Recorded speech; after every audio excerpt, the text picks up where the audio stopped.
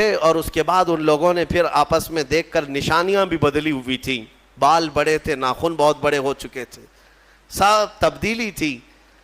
تو پھر انہوں نے کہا خیر جیسا بھی ہے ایک صاحب کو بھیجو تاکہ کھانا لے آئے، بھوک لگی.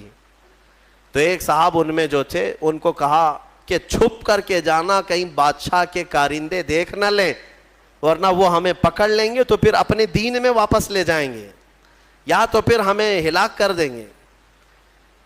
یرجموکم او یعیدوکم فی ملتہم، وہ اپنی دین میں ہمیں واپس لے جائیں گے، سنبھل کر جانا. پھر ایک صاحب نکلے پیسے لے کر کے، بازار میں گئے کھانا لینے کے لیے، کھانا خریدا اور پیسے دیا. ارے 300 سال پہلے کا سکہ تھا، کتنی بادشاہتیں آئی گئی. دکان والے نے دیکھا اور کہا یہ کیا دے رہے ہو؟ کہا پیسہ دے رہے ہیں. کہا یہ پیسے کہاں سے تمہیں ملے؟ کہا یہ ہمارے اپنے پیسے ہیں. دکان والے کو شک ہوا کہ اس کو شاید پرانا کوئی خزانہ ہاتھ لگا ہوگا، کیونکہ سونے کے سکے ہوتے تھے پہلے، چاندی کے سونے کے سکے، یہی کرنسی ہوتی تھی. یہ نوٹوں کی، یہ یہودیوں کی کرنسی جس کو آج ہم استعمال کر رہے ہیں. اصل جو کرنسی تھی وہ سونے اور چاندی کی ہوا کرتی.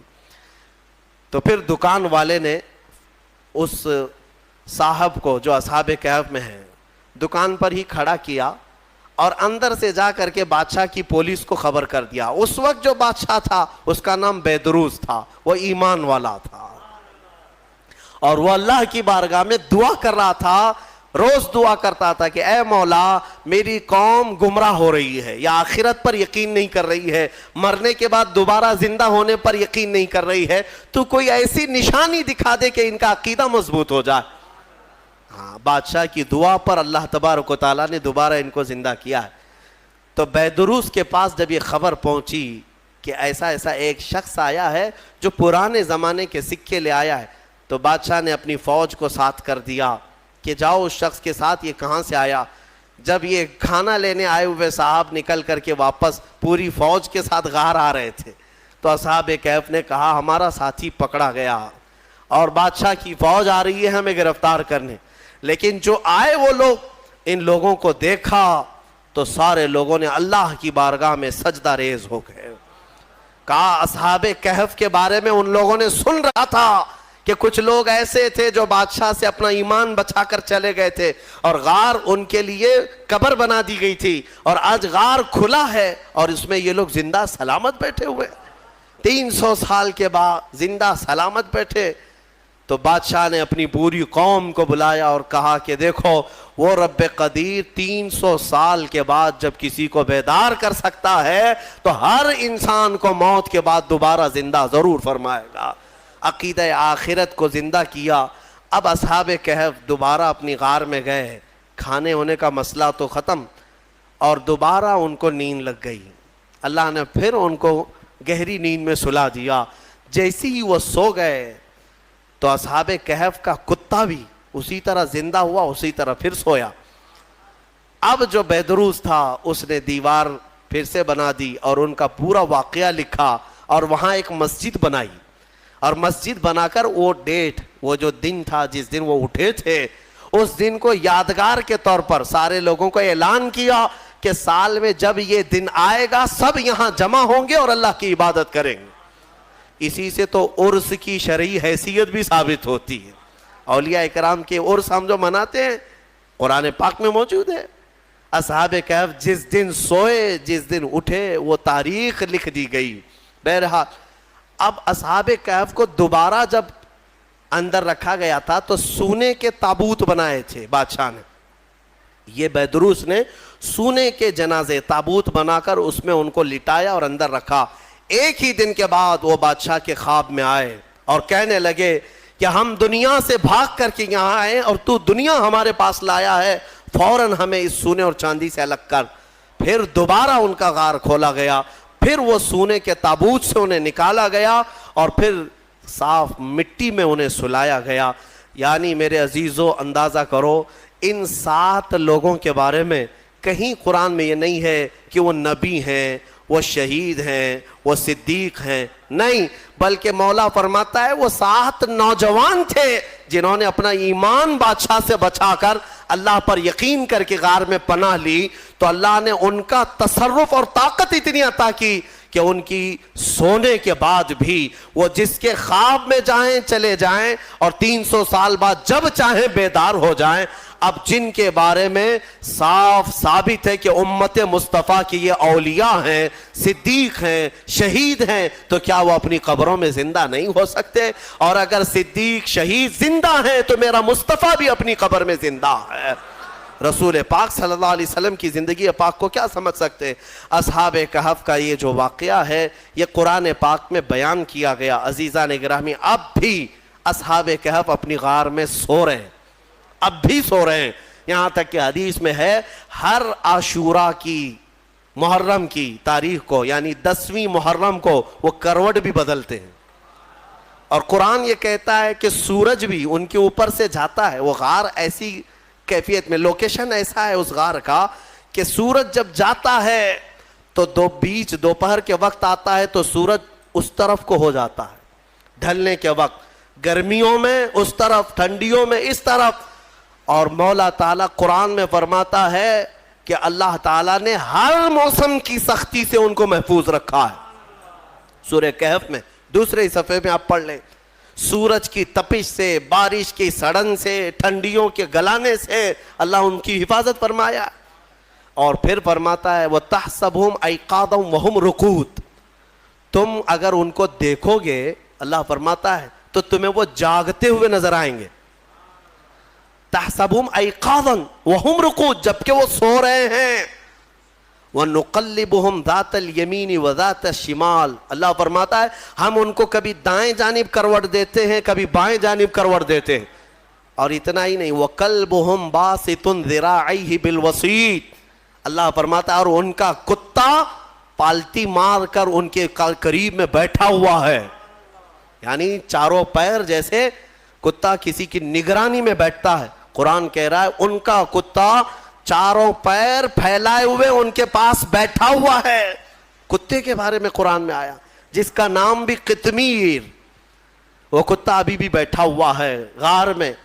اور رب تعالیٰ یہ بھی فرماتا ہے تم انہیں دیکھ نہیں سکو گے، اگر دیکھنے کی کوشش کرو گے لَوَلَّيْتَ مِنْهُمْ فِرَارًا وَلَمُلِئْتَ مِنْهُمْ رُعْبًا، تم پیٹ پھیر کر بھاگ جاؤ گے. ایسا رعب ہم طاری کریں گے، رعب طاری ہو جائے گا، کوئی دیکھ نہیں سکے گا وہ کس کیفیت میں ہے. اللہ ان کی حفاظت کر رہا ہے. اب میں اس پورے سورہ کہف کے بعد اخیر میں ایک جملہ ضرور کہنا چاہوں گا. عزیزان گرامی، اصحاب کہف ایمان والے تھے، ایمان والے تھے اور اللہ تعالیٰ کے محبوب بندے تھے. لیکن کتا کون سے ایمان والا ہے؟ کتا کون ہے؟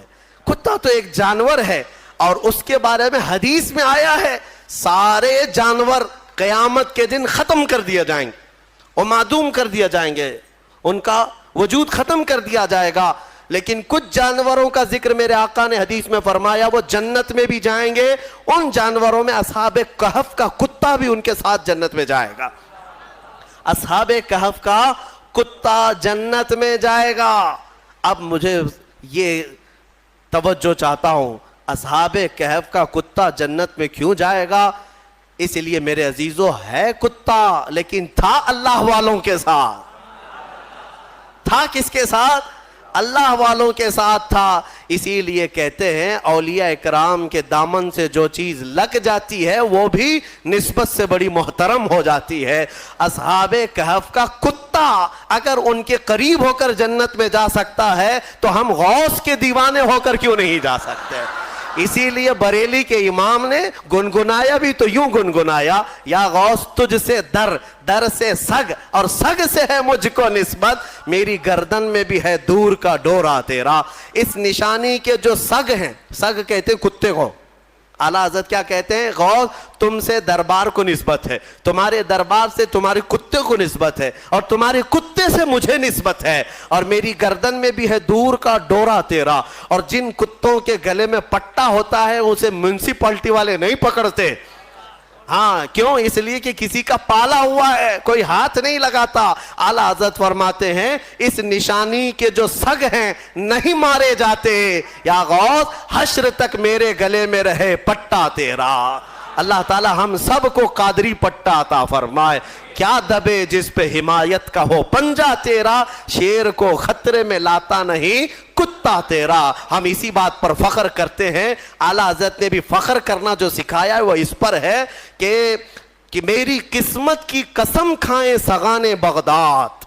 اعلیٰ حضرت فرماتے ہیں بغداد کے کتے بھی اگر مجھے دیکھیں گے تو میری قسمت کی قسم کھائیں گے. کس بات پر؟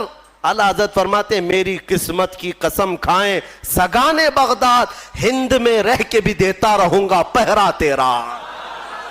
انشاءاللہ العزیز آخری سانس تک ہم مصطفیٰ کریم کی عزت اور ان کی ناموس کا پہرا دیتے رہیں گے, چاہے کفار کے چنگل میں ہی کیوں نہ رہیں. اس لیے کہ ہمیں پتا ہے اگر ابو جہل کی مٹھی میں بھی کنکریاں جائیں تو مولا ان سے کلمہ طیبہ پڑھاتا ہے. اللہ رب العزت اگر آج ہمیں ظالموں کے چنگل میں رکھا ہے تو زبان تو مولا کی قدرت میں ہے, جب تک وہ چاہے اپنے مصطفیٰ کے گن گانے کی توفیق عطا. اسراء کا مطلب ہوتا ہے سفر کرنا. اسراء جو ہے سفر کو کہا جاتا ہے, اور اس میں دنیا کے اس عظیم سفر کا ذکر ہے کہ اس جیسا سفر نہ پہلے کبھی ہوا نہ بعد میں کبھی ہوگا. وہ ہے سفر معراج مصطفیٰ صلی اللہ علیہ وسلم. مصطفیٰ کریم صلی اللہ تعالیٰ علیہ وسلم کے معراج کا جو سفر ہے اس کو اللہ تبارک و تعالیٰ نے کس شان سے بیان کیا. سبحان الذی اسریٰ بعبدہ, پاک ہے وہ ذات, بلند ہے وہ ذات جس نے اپنے بندے خاص کو رات کے ایک حصے میں سفر کرایا. کہاں؟ مسجد حرم سے مسجد اقصیٰ تک. یہاں تک کا ذکر تو آیا ہے, اس کے بعد کا ذکر احادیث کریمہ میں بھی موجود ہے. اب یہاں پر جو بات ہے توجہ کی, پورا سفر معراج تو آپ شب معراج میں سنتے رہتے ہیں اور مجھ سے بھی کئی بار سن چکے ہوں گے. میں یہاں ایک اہم بات عرض کر کے آگے بڑھ جاؤں گا. جن لوگوں کو یہ تکلیف ہے یہ کیسے ہو سکتا ہے سفر, اتنا لمبا سفر کہ حضور پاک صلی اللہ علیہ وسلم مسجد حرم سے مسجد اقصیٰ تک گئے, یہ خود ہی کئی ہزار کلومیٹر کا فاصلہ ہے, اور رات کے ایک حصے میں وہاں گئے, پھر وہاں سے آسمانوں کا سفر, جنت دوزخ کا ملاحظہ, عرش و کرسی لوح و قلم سب دیکھنا, پھر لامکاں کا سفر, پھر بارگاہ رب العزت سے واپسی. یہ سفر کیسے ہو سکتا ہے؟ تو جو لوگ یہ سوال کرتے ہیں وہ رسول پاک صلی اللہ تعالیٰ علیہ وسلم کو شاید اپنے جیسا سمجھتے ہیں کہ تم نہیں کر سکتے تو رسول بھی نہیں کر سکتے.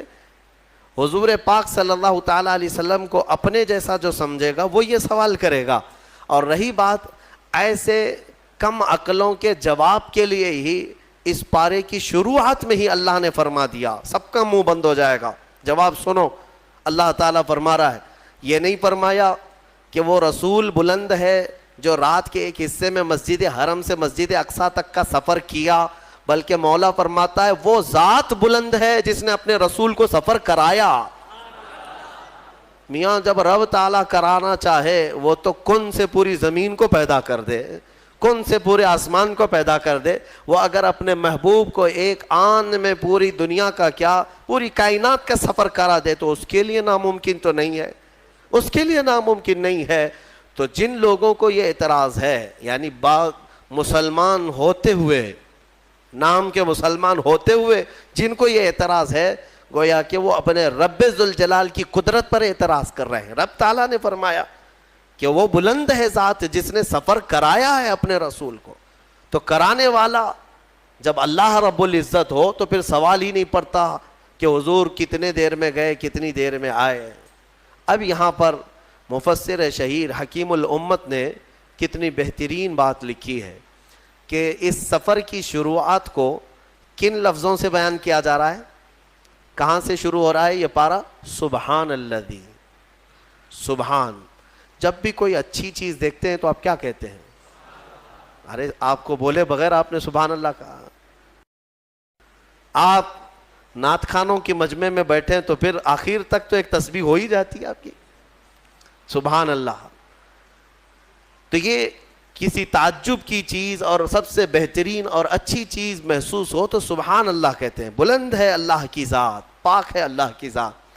اس سفر کی شروعات سبحان سے ہو رہی ہے. اس کی وجہ بتاتے ہوئے ایک نفیس نقطہ بیان کرتے ہیں. ہوتا یہ ہے کہ جب ہمارے گھروں میں کوئی دولہا بنے، ہمارے بیٹے کی شادی ہو، آپ کے بیٹے کی شادی ہو، تو جب دولہا بنایا جاتا ہے تو گھر میں اس کو سجایا جاتا ہے، جوڑا پہنایا جاتا ہے، پھر اس کو صحرا پہنائے، عمامہ پہنائے، اور اس کے بعد پھر اس کو گھوڑے پر سوار کرتے ہیں. اور جیسی ہی دولہا گھوڑے پر سوار ہو کہ گھوڑی پر سوار ہو، یا اب کے زمانے میں کار میں سوار ہو، جب بارات کے لیے جا رہا ہو، بارات اس کی جا رہی ہو اپنے نکاح خانے کی طرف، تب جیسی ہی دولہا سوار ہوتا ہے تو گھر کے جو بڑے ہوتے ہیں نا، ماں باپ بھائی بہن یا جو بھی گھر میں بڑے ہوں، وہ آتے ہیں صدقہ اتارتے ہیں، جانے سے پہلے صدقہ اتارتے ہیں، اور لوگوں سے یہ کہا جاتا ہے کہ سبحان اللہ کہو، ماشاء اللہ کہو، نظر نہ لگے.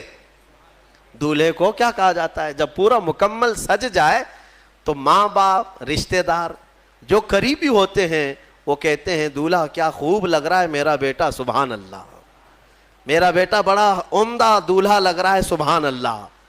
تو حکیم الامت فرماتے ہیں وہ رات یاد کرو جب معراج کی تھی، اللہ رب العزت نے جبرائیل امین کو بھیجا اپنے حبیب کو بلانے کے لیے. رسول پاک صلی اللہ تعالیٰ علیہ وسلم کو وہ رات کے وقت آئے، بیدار کیے اور مسجد حرم میں لے گئے، اور وہاں زمزم سے غسل فرمایا، اور وہاں سواری کھڑی تھی براق سواری پر میرے آقا صلی اللہ علیہ وسلم کو سوار کرایا گیا. اب جانا ہے بیت المقدس، جہاں 1,24,000 باراتی کی شکل میں انبیاء اکرام دولہے کے انتظار میں ہیں، دولہے کے انتظار میں ہیں انبیاء کرام علیہ السلام کہ وہ حسین دولہا آئے گا اور ہماری امامت کرے گا. تو اب یہ پوری کائنات کا حسین دولہا جب براق کی سواری پر سوار ہوتا